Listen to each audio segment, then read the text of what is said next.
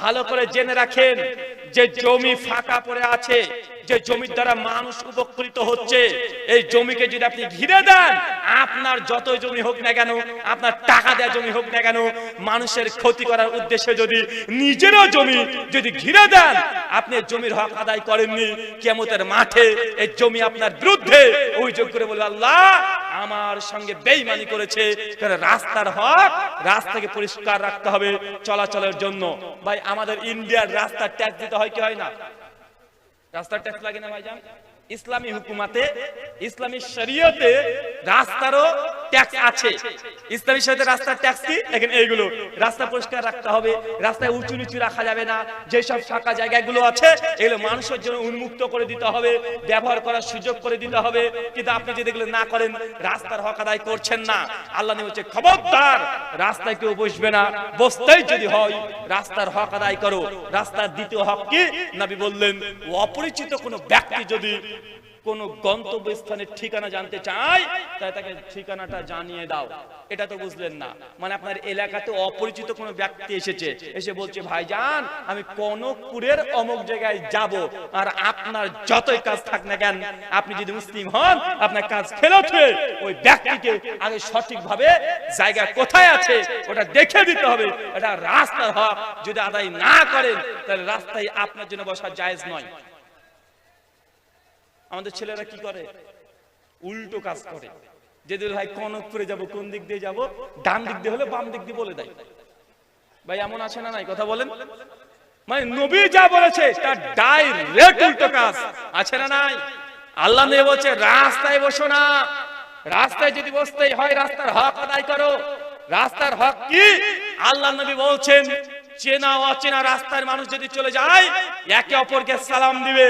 কিন্তু হুজুর আপনাকে বলে দিয়েছে ওরা আহলে হাদিস, ওকে সালাম দেওয়া যাবে না, ওর মেয়ের সঙ্গে বিয়ে দেওয়া যাবে না, ওর বাড়িতে খানা খাওয়া যাবে না, আছে না নাই?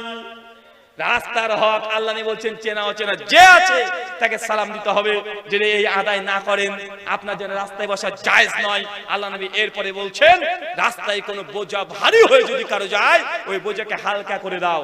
বুঝলাম না আপনার ভাষায়, রাস্তা দিয়ে যাচ্ছেন, একজন রিক্সা চালক, ভ্যান চালক বোঝা নিয়ে যাচ্ছে, ভ্যানটা একটা গর্তে পড়ে গেছে, তুলতে পারছে না। আপনি মুসলমান, রাস্তা দিয়ে যাচ্ছেন, যত বুট শুট পরে থাকেন না কেন, ছুটে গিয়ে ভ্যানটাকে গর্ত থেকে ঠেলে তুলে দিতে হবে। রাস্তার হক যদি আদায় না করেন এই রাস্তা দিয়ে চলাচল আপনার জন্য জায়েজ নয়। আমাদের ছেলেরা কি করে? এগুলো অবশ্যই করে এখন মোটামুটি। কি করে?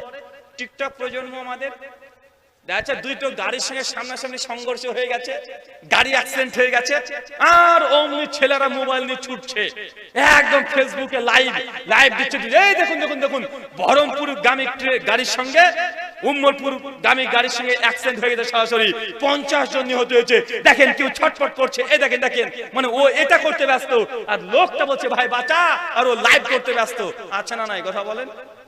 এটা আমাদের টিকটক প্রজন্ম, মানে মানুষটাকে বাঁচানোর চাইতে ও এখন ভিউ হবে, বলছে আজকে এটাকে ভাইরাল করে দেবো, মানুষ লাখ লাখ মানুষ দেখবে। ভাই এমন মানুষ আছে না নাই? জি। রাস্তায় যখন চলবেন, রাস্তায় যদি কেউ যদি কোনো দুস্থ কোনো গরিব মানুষের যদি থাকে, কোনো অন্ধ ফকির যদি থাকে, রাস্তাকে সঠিকভাবে তাকে পৌঁছে দেওয়া, এটা রাস্তার হক। মুসলমান, এই হক গুলো তোমাকে আগে জানতে হবে। কেন? তুমি মুসলিম, জান্নাত ঘেরা আছে নিয়ম নীতি দিয়ে। এতক্ষণ বুঝতে পারলেন?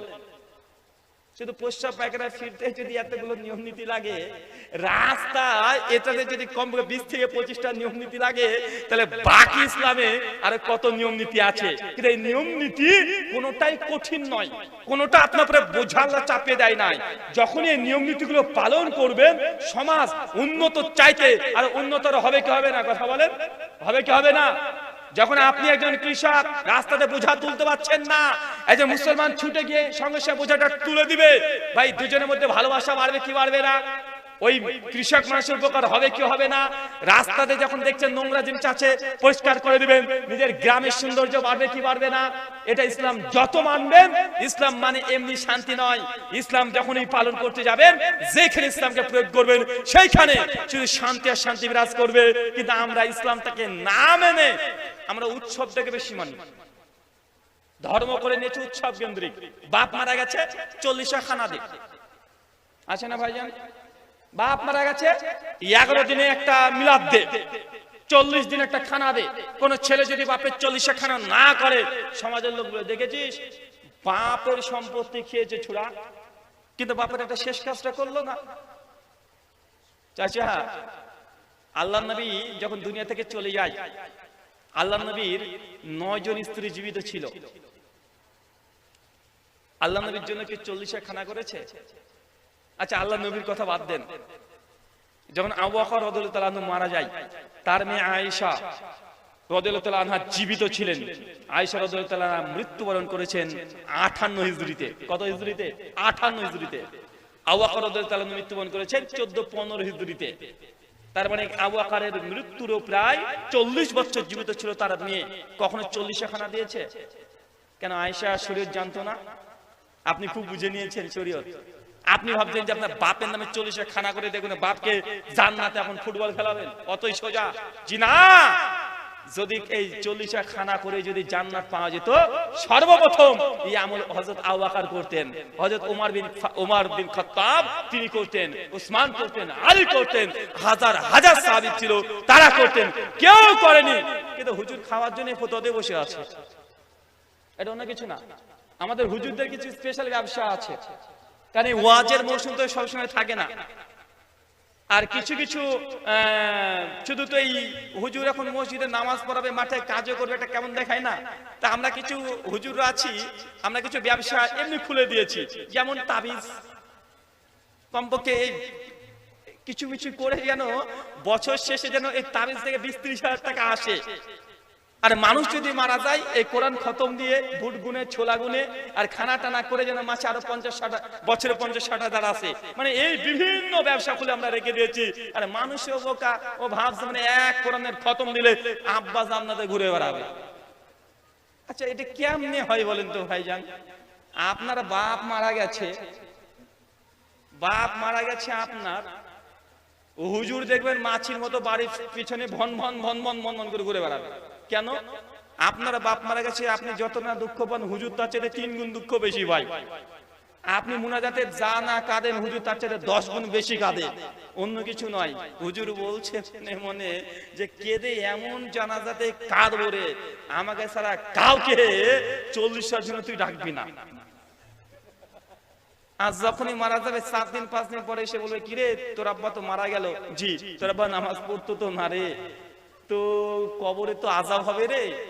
ফেরেশতা এসে প্রশ্ন উত্তর করে, উত্তর যদি দিতে না পারে তোর আব্বার খবর আছে, তোর বাপ তো নামাজ পড়তো না, তো নামাজের জন্য এখন কাফারা দিতে হবে। কি দিতে হবে? কাফারা দিতে হবে। তো কি দিতে হবে? 5000 টাকা দিয়ে দে মসজিদে, তাহলে তোর বাপ যাতে নামাজ পড়েনি, এই নামাজ না পড়ে 5000 টাকা দিয়ে নাকি মাফ হয়ে যাবে। হুজুরের 14 গোষ্ঠীও পারবে না। নামাজের কোনো কাফারা হয় না। কি বললাম? সালাতের কোনো কাফারা নেই, নামাজের কাফারা টাকা দেওয়া হয় না।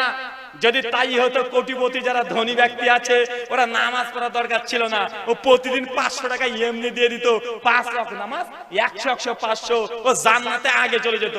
টাকা দিয়ে আপনি মনে করছেন জান্নাত দখল করে নেবেন? ভাই, এটা সম্ভব নয়। আবার বলছে কিছুদিন পর, তোর বাপ তো কোরআন কোনদিন পড়েছে না? আব্বা তো কোরআন পড়াই জানতো না। যে খতম দিতে হবে, যে কি খতম? কোরআন খতম। খতম মানে শেষ, মানে কোরআনকে শেষ করতে হবে এখন। তাহলে কি যে করি? কোনো টেনশন নিস, সমস্যা নেই। এই রমজান মাসে আমি 3 বার কোরআন খতম দিয়েছি। যদি তুই মনে করিস তোর আব্বার নামে এক একটা বসকিয়ে দিতে, তো আমি বসকিয়ে দেব। তাই তো হুজুর কি লাগবে? যে কি আর দিবি, তোর আব্বা তো আমার খুব পরিচিত ছিল, সবার কাছে 2 নি, তুই 1.5 দিস। আচ্ছা ঠিক আছে হুজুর, 1.5 দেবো। হুজুর বলছে তোর বাপের নাম বল, তার বাপের নাম বল, খাতা কলমে ডায়েরিতে লিখে দিয়েছে। বলছে ঠিক আছে, কাজ হয়ে যাবে, যা। মানে হুজুরের এখন 3 বার কোরআন খতম দিয়ে দোকানে একদম সেলফে টাঙিয়ে রেখেছে। এখন ঘরে যাবে, ডায়াল করবে, ওয়াইফাই, তার বাপের অ্যাকাউন্টে ঢুকে যাবে। এরকম আছে না? কথা বলেন। মানে ও পড়েছে কোরআন, আর টাকার বিনিময়ে বাপের অ্যাকাউন্টে একটা কোরআন খতম গোটা চলে যাচ্ছে, কেউ দেখতে পেল না। এটা ওয়াইফাই হুজুর আছে না? কথা বলেন। মানে এটাই চলছে। আশ্চর্য।